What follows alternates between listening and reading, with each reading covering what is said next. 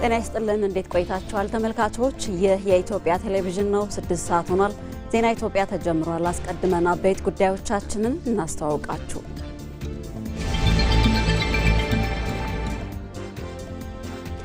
የህዝብ ተወካዮች ምክር ቤት የሰው ሀብት ልማት ስራ ስምሪትና ቴክኖሎጂ ጉዳዮች ቋሚ ኮሚቴ የመንግስት አገልግሎት የሚሰጡባቸው ተቋማት የአገልግሎት ጥራትና እርካታ የሚገኝባቸው ሆኗል ሲል ገመገመ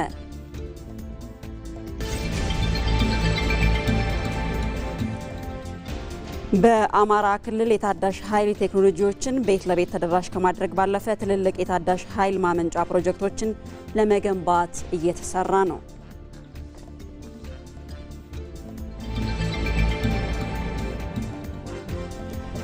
ከውጭ ህንድና ጃፓን ወዳጅነታቸውን ይበልጥ ወደ ላቀ ደረጃ ሊያሸጋግር የሚያስችላቸውን አዳዲስ ስምምነቶች ተፈራረሙ የሚሉት የሰዓቱ አበይት ጉዳዮቻችን ናቸው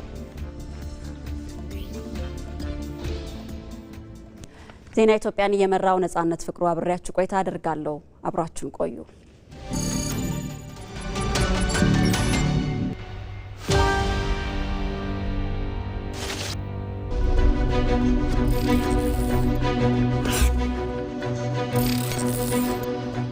ኢትዮጵያ የነገ ማንነቷን በዲጂታል ዓለም ውስጥ እንዴት እየገነባች ነው? ከ21 ወደዚህ የኢትዮጵያ ዲጂታል ምህዳር በከፍተኛ ሁኔታ ተቀይሯል። የሀገራዊ ዲጂታል ትራንስፎርሜሽኑ መሰረት ነው ብሔራዊ ዲጂታል መታወቂያ። ታዲያ ከዚህ ጀርባ ያለው ረቂቅ ቴክኖሎጂና አሰራር ምን ይመስላል? የነዋሪው ዳታ ሙሉ ሲስተሙን እኛው ነን ማኔጅ የምናደርገው እኛው ነን ዴቨሎፕ የምናደርገው እኛው ነን ከስተማይዝ የምናደርገው ዓለማችን ከሰሞኑን ምን ቴክኖሎጂያዊ ግርምቶችን አስተናገደች?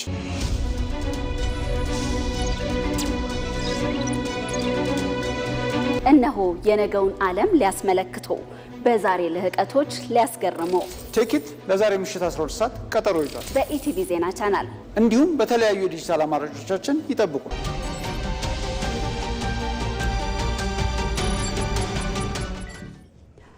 ቀዳሚ ወዳደረግነው ጉዳይ እናልፋለን ጠቅላይ ሚኒስትር አብይ አህመድ በደቡብ ኢትዮጵያ ክልል በአርባ ምንጭ ከተማ የተሰሩ የኮሪደር ልማት ስራዎችን ጎብኝተዋል ሁነቱን ደግሞ በተንቀሳቃሽ ምስል ተከታትለን እንመለሳለን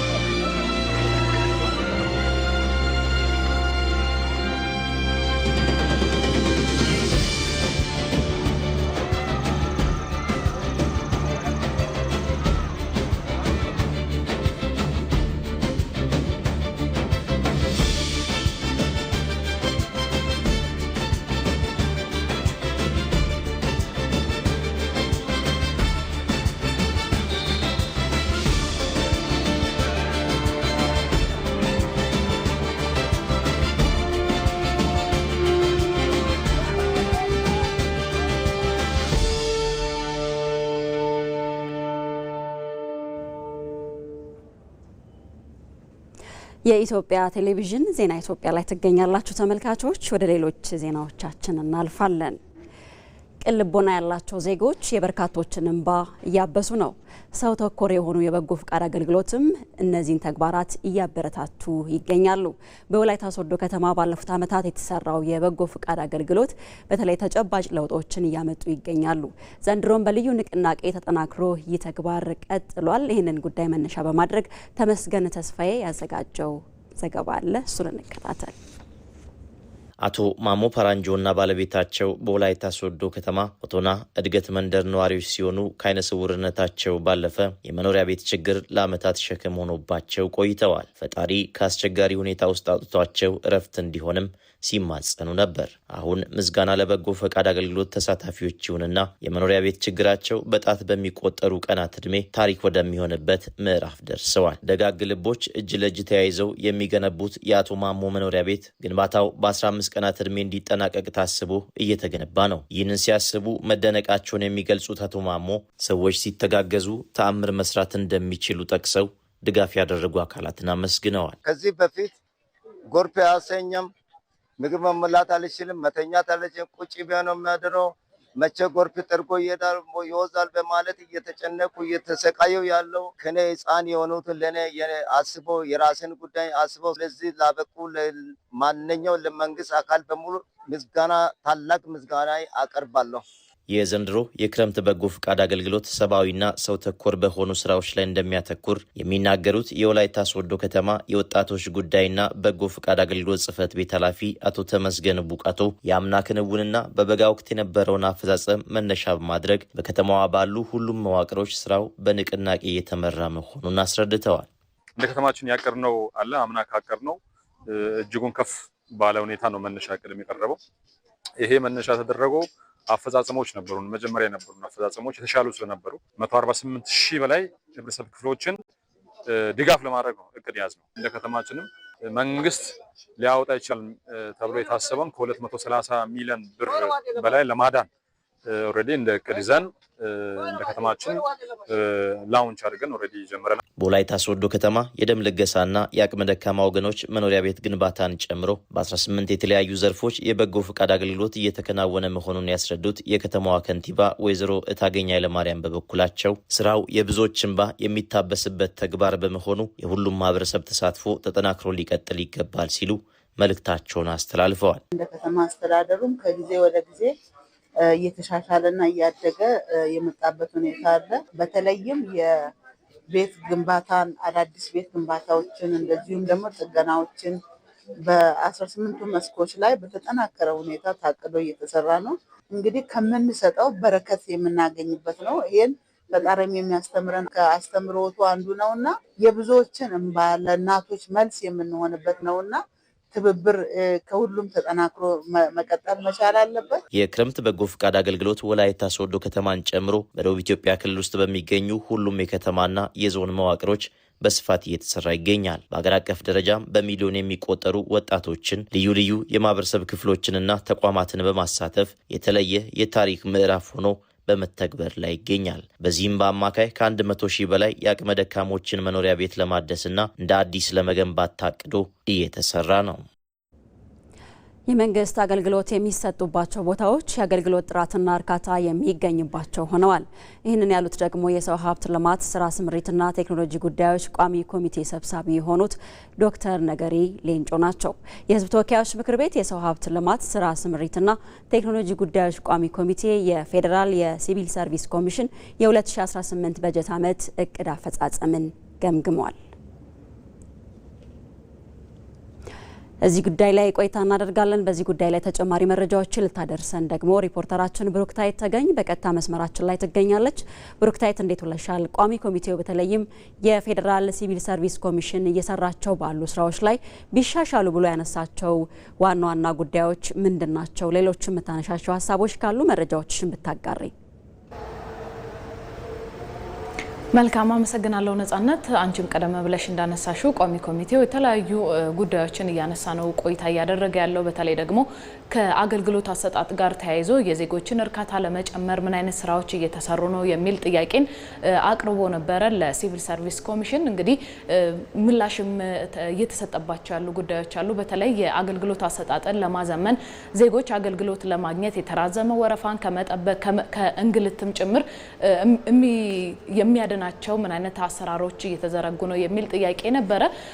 እንግዲህ በተሰጠው ምላሽም በተለይ ደግሞ በጠቅላይ ሚኒስትር አብይ አህመድ አነሳሽነት የተጀመረው የመሶብ አንድ ማዕከል አገልግሎትን በማስፋፋት እየተሰሩ ያሉ ስራዎች በጣም ውጤታማ እየሆኑ እንዳሉ ተነስቷል። በተለይ ደግሞ አሁን ላይ በሀገር አቀፍ ደረጃ 102 የሚሆኑ በሁሉም ክልሎች ማለት ነው የአንድ መሶብ አገልግሎቶችን በማቋቋም እንዲሁም ደግሞ ስራ እንዲሰጡ በማስቻል ከ4600 በላይ ደግሞ በነዛ በ102 የመሶብ አንድ ማዕከል አገልግሎቶች ውስጥ የሚሰጡ አገልግሎቶች በመሆናቸው ዜጎች ያለ እንግልት አገልግሎት እያገኙ ያሉባቸው ስራዎች ናቸው ተብሏል። በተለይ ደግሞ መሄድም ብቻ ሳይጠበቅባቸው እንዲሁ በተንቀሳቃሽ ደግሞ የአንድ መሶብ አገልግሎቶች ተጀምረዋል። እስካሁን በቁጥር 3 ናቸው። ነገር ግን እየሰጡ ያሉት ስራ እጅግ በጣም ከፍተኛ መሆኑ ተነስቷል። ይህ ደግሞ የአገልግሎት መስጫ ተቋማቶቻችን ዜጎች ሄደው የሚንገላቱባቸው ሳይሆን እርካታ የሚያገኙባቸው እየሆኑ እንደመጡ እንግዲህ የቋሚ ኮሚቴው ሰብሳቢ ዶክተር ነገሪ ሌንጮ አንስተዋል። በተጨማሪነት ደግሞ ምንድነው የተነሳው በተለይ የመንግስት ሰራተኞችን ኢፊሸንሲ ወይም ደግሞ አቅም በመጨመር ረገድ የሲቪል ሰርቪስ ኮሚሽን ምን አይነት ስራዎችን እየሰራ ነው የሚል ጥያቄ ነበር የተነሳለት። አገልግሎት ሰጪዎች እንደመሆናቸው መጠን ብዙ ይጠበቅባቸዋልና ምን አይነት ስራዎች እየተሰሩ ነው የነሱን አቅም ለመገንባት ተብሏል። በተለይ ስልጠናዎች እየተሰጡ እንደሚገኙ ተነስቷል። በተለይ ከመንግስት ከፍተኛ የስልጠና ተቋማት ጋር በመቀናጀት ሰራተኞች ስልጠና ማግኘት እንዲችሉ እንዲሁም ደግሞ የብቃት ምዘናዎችንም ደግሞ እንዲወስዱ እየተደረገ እንደሆነ ተነስቷል። በተለይ ደግሞ የብቃት ምዘና በሚወሰድበት ጊዜ ቀጥታ ከሚሰሩት ስራ ጋር የተገናኙ ጥያቄዎች አይወጡም ወይም ደግሞ የሚመዘኑት ከዛ ውጪ ነው በሚል አንዳንድ የሚነሱ ወሬዎች አሉና እነዚህስ ምንድናቸው በሚል ጥያቄ ተነስቶ ነበረ። ይሄንንም ደግሞ በተሰጠው ምላሽ አንደኛ የብቃት ምዘና ፈተናዎች ወይም ደግሞ ጥያቄዎች በሚወጡበት ጊዜ ቀጥታ ፈተናዎቹ የሚወጡት ወይም ደግሞ ጥያቄዎቹ የሚወጡት እየሰሩ ካሉበት ስራ ጋር የተገናኙ ጥያቄዎች እንደሚወጡ ተነስቷል።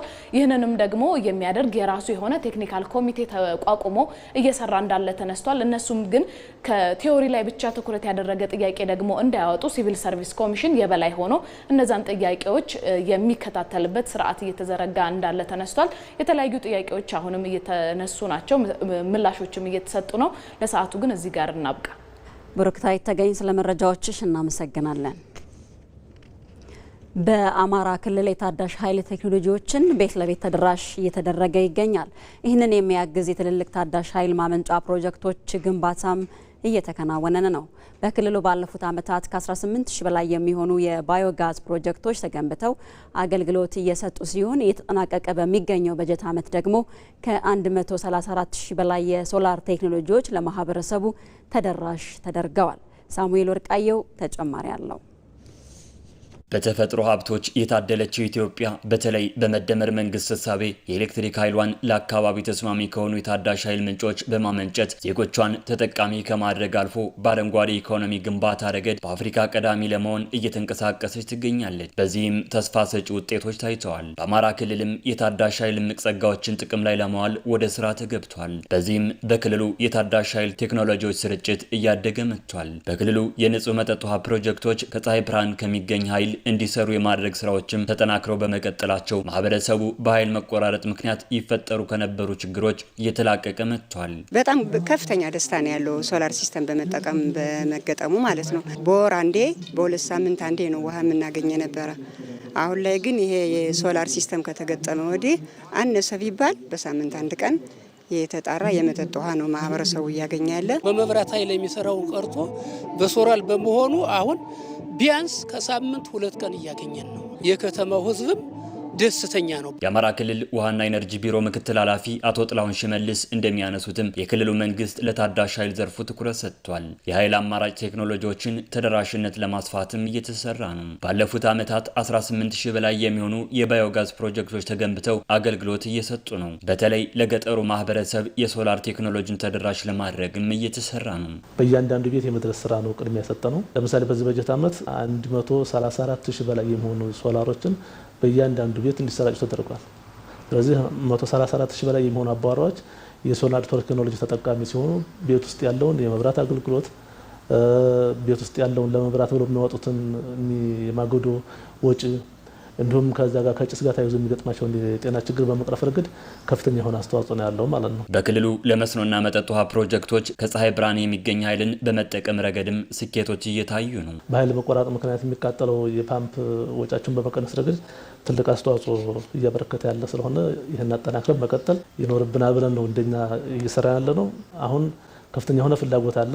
ወደፊት የመጠጥ ውሃ ችግርን በብዙ መንገድ እንቀርፍበታለን ብለን የምናስበው አንዱ ትልቁ ስራ ቢኖር መጠጥ ውሃ ላይ ያለው የኃይል አቅርቦት ስራው በሶላር የመተካ ስራ እንደሆነ ቢወሰድ ጥሩ ነው። ታዳሽ ኃይሎች ካርቦን አልባ ኃይል ስለሚያመነጩ የአየር ንብረት ለውጥን ለመቋቋም እንዲሁም የነዳጅ ፍጆታን በመቀነስ ረገድ ከፍተኛ ሚና እንደሚጫወቱም ምክትል ቢሮ ኃላፊው አንስተዋል። ለዚህም ትልልቅ መጠን ያላቸው ታዳሽ ኃይል ማመንጨት ለሚችሉ ፕሮጀክቶችም ትኩረት ተሰጥቷል። የሚቀጥለው በዓመት ወደ 11 የሚሆኑ የሶላር ፕሮጀክቶች በፕሮጀክት ደረጃ በሃውስሆልድ ሳይሆን 200-300 ኮሚኒቲ በአንድ የሚያስጠቅሙ ስራዎችን ለመስራት እንደዚህ በተመሳሳይ መንገድ በትኩረት ይዘን እየሰራን ያለ ነው። በክልሉ የዘርፉን ስኬት ለማስቀጠል የግል ባለሀብቶችን ተሳትፎ ለማሳደግም እየተሰራ ነው። በምዕራብ ጎጃም ዞን የቡሬ ወረዳ አርሶ አደሮች ባለፉት ዓመታት በተከሏቸው ችግኞች ተጠቃሚ እየሆኑ መጥተዋል። በዞኑ የዘንድሮ የአረንጓዴ አሻራ መርሃ ግብር ማስጀመሪያ ስነ ስርዓት በቡሬ ዙሪያ ወረዳም ተካሂዷል። ራሄል ፍሬው ተጨማሪ አላት። በየዓመቱ አረንጓዴ አሻራቸውን ለትውልድ ከሚያሻግሩት መካከል የሆኑት በአማራ ክልል ምዕራብ ጎጃም ዞን ቡሬ ዙሪያ ወረዳ አርሶ አደሮች ባለፉት ዓመታት የተከሏቸው ችግኞች ለልጆቻቸው ጥላ ለእንስሳቶቻቸውም መኖና መጠለያ ስለመሆናቸው ያነሳሉ። አሁን ይህ መሬት ራሱ አሁን ገደል ከብት ቢገባ አይወጣም ነበርና እንዴ ተሟልቶ ለዚህ መብቃቱም ራሱ አንድ ትልቅ እንትን አለኝ። እኔ አሁን እዚህ ላይ ተሰቅዬ አላውቅም። ማንኛውም የምንተነፍሰውን የምንለውን በአየር እናገኝ በትክልቶች በችግኝ ምክንያት ነው። ከዚህ በፊትም ያው የሚታዩ ችግኝ ይሄ አካባቢው ራሱ የተለየ አረንጓዴ ሲታይ ራሱ ሁሉ ደስተኛ ሆኖ የሚያርፍበት ነው። የከብትም ሆነ የእንስሳ ሰውም ማረፊያ ነው ሆኖ ያለው እና በጣም ይሄ ችግኝ ተከላ ማለት በጣም ትልቅ ነገር ነው። አርሶ አደሮቹ ከችግኝ ተከላ ባለፈ እንክብካቤ ማድረግ ኃላፊነትም የሁሉም ዜጋ ስለመሆኑ ያነሳሉ። ህብረተሰቡ ያው እንደራሱ ንብረት አድርጎ መጠበቅ አለበት። ይህን ታህል ችግኝና ይህን ታህል ጉልበት ፈሶ ዝም ብሎ ዋጋ አልባ መሆን የለበትም። የራሳችን ነው። ምንጎዳም ራሳችንን ራሳችን መጠቀም ራሳችን መጠበቅ መንከባከብ ያለብን መኮትኮት ያለውን ነገር መንከባከብ ያለብን እኛ። ተስፋን እንትከል በሚል መሪ ሀሳብ በምዕራብ ጎጃም ዞን ደረጃ የዞንና የወረዳ አመራሮችና ነዋሪዎች የተሳተፉበት የችግኝ ተከላ በቡሬ ዙሪያ ወረዳ ተካሂዷል። የወረዳው ምክትል አስተዳዳሪ ተሻገር አያና እንደሚሉት በተያዘው ዓመት 879 ሄክታር መሬት ላይ 6.8 ሚሊዮን ችግኞች ለመትከል ዝግጅት ተጠናቋል። አጠቃላይ ከ6.8 ሚሊዮን በላይ የደን ችግኝ ለማዘጋጀት ጥረት ተደርጓል። በጉድጓድ ደረጃ በተለይም እንደ ወረዳችን ከ6.4 ሚሊዮን በላይ የጉድጓዶችን ለተከላ የማዘጋጀት ስራ ተሰርቷል።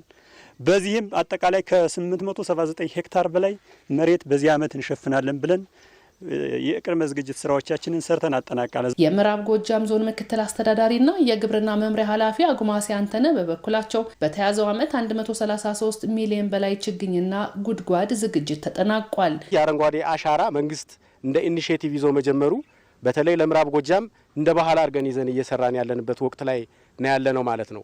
በዛሬው ዕለት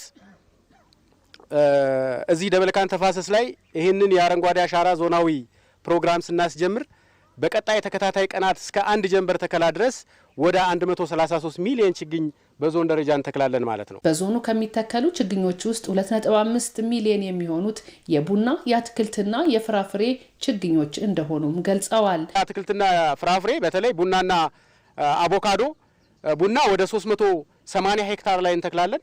አቮካዶ ደግሞ ወደ 100 ሄክታር ላይ እንተክላለን። አቮካዶ ወደ 2000 እና ከዛ በላይ ችግኝ የመትከል ጀምረናል። ቡና ግን ኒርሊ ወደ 90000 88000 ችግኝ ተክለናል በአንድ ተፋሰስ በጓይ ውብሸት ብቻ ማለት። በአማራ ክልል 5.2 ሚሊዮን በላይ ዜጎች እንደሚሳተፉበት በሚጠበቀው የዘንድሮ የአረንጓዴ አሻራ መርሃ ግብር ከ1.7 ቢሊዮን በላይ ችግኞች ይተከላሉ። የኦሮሚያ ክልል የተፎካካሪ ፓርቲዎች የጋራ ምክር ቤት አባላት ከምርጫ በኋላ በሚኖሩ ሀገራዊ ጉዳዮች ላይ በትብብር እንሰራለን አሉ። ይህንን ያሉት በኦሮሚያ ክልል ሸገር ከተማ ተገኝተው የአረንጓዴ አሻራቸውን ሲያኖሩ ነው። በጉዳዩ ላይ ዛሃራ መሐመድ ተጨማሪ ዘገባ አላት። ፉክክር ከሀገር ልዩነት ከብሔራዊ ጥቅም እንደማይበልጥ በምርጫ ወቅት በነበረው የፖለቲካ ፓርቲዎች ሀገራዊ አቋም ማየት ተችሏል። በምርጫ የህዝብ ድምጽ ለማግኘት ሲደረግ የነበረው ፉክክር ማብቃቱን ተከትሎ ፓርቲዎች ካለፈው የፉክክር መንፈስ በመውጣት ወደ ጋራ ትብብር የሚያደርጉትን ጉዞ አጠናክረው ቀጥለዋል። በህዝብ ተወካዮችና በክልል ምክር ቤት መቀመጫ ያገኙት እነዚህ ፓርቲዎች ድምጽ የሰጣቸውን ህዝብ አደራ ከመወጣት ባሻገር አብላጫ ድምጽ ካገኘው ፓርቲ ጋር በመሆን በወሳኝ ሀገራዊ ጉዳዮች ላይ በትብብር ለመስራት ተዘጋጅተዋል። የኦሮሚያ ክልል የተፎካካሪ ፓርቲዎች የጋራ ምክር ቤት አባላትም በሸገር ከተማ መልካኖኖ አካባቢ ተገኝተው የአረንጓዴ አሻራቸውን በማኖር ትብብራቸውን በተግባር ጀምረዋል። ከነበረው ትርክት ተላቀን በዚህ ልክ በዋና ጉዳዮች ላይ በጋራ መሳተፋችን ማህበረሰቡ አንደኛ የፖለቲካ ምህዳሩ መስፋቱን በጋራ መስራት መጀመሩን እንዲሁም ደግሞ ለትውልድ ተሻጋሪ በሆነ ጉዳይ ላይ በዋና በሀገራዊ ጉዳይ ላይ የፓርቲ ጉዳይ ሳይሆን የሀገር ጉዳይ ስለሆነ ማህበረሰቡ ላይ ትልቅ የአእምሮ ለውጥ እንዳመጣ ነው የምገነዘበው። ሀገርና ህዝብ ስለሚቀጥል ለሀገርና ለህዝብ የሚጠቅመውን አረንጓዴ አሻራችንን እያስቀመጥን ነው። ይሄ ነገር ሲመጣ የአየር ንብረት ለውጥን የተለያየውን የምርታማነትና መሰል ነገሮችን የሚያስተካክል ነው። እንዲሁም የፖለቲካ ባህላችንን እየቀየረ የሚሄድ በመሆኑ ከብዙ አንግሎች ትልቅ የሆነ አንድምታ ያለው አረንጓዴ አሻራን በጋራ ማኖር ለተተኪው ትውልድ የምትስማማ ሀገርን ከማስረከብ ባሻገር ልዩነቶችን ወደ ጎን በመተው በጋራ ሀገራዊ አጀንዳዎች ላይ በቅንጅት ለመስራት መዘጋጀታቸውን የሚያሳይ ነው። ይህ የችግኝ ተከላ መርሃ ግብር አካባቢን ከማልማት ባለፈ በፓርቲዎች መካከል ለሚገነባው አዲስ የፖለቲካ ባህልና ትብብር ትልቅ ተምሳሌታዊ ፋይዳ ያለው ነው። ምርጫ ተመልሶ ይመጣል። አሸናፊም ተሸናፊም በሚል መሰዶ ማሳደድ የሚል የፖለቲካ ትርክ ተቀይሮ በዚህ ልክ አብሮ ለመስራት በመምጣታችን እንደ ፓርቲም አቋም ያዝንበት ስለሆነ በጋራ ጉዳዮቻችን ላይ በትብብርና በአንድነት እየሰራ እንገኛለን። የምርጫው ማግስት የፉክክር ሳይሆን የሀገር ግንባታ ምዕራፍ መሆን እንዳለበት የገለጹት የፖለቲካ ፓርቲ አመራሮቹ በቀጣይም በሚኖሩ ሀገራዊ ጉዳዮች ላይ በትብብር ለመስራት ተነስተዋል። እኛ ይህንን የአረንጓዴ አሻራ እንደ አረንጓዴ አሻራ እና እንደ ተሳትፎ ብቻ የምናየው ጉዳይ አይደለም። አንደኛው ከፖለቲካ አንጻር ስናየው የኛ የሀገር የፖለቲካ ባህላችን እጅግ በጣም በመጠላላት በመገፋፋት አንዱ የሰራውን አንዱ በማጠርሸት የሚታወቅበት ነበር።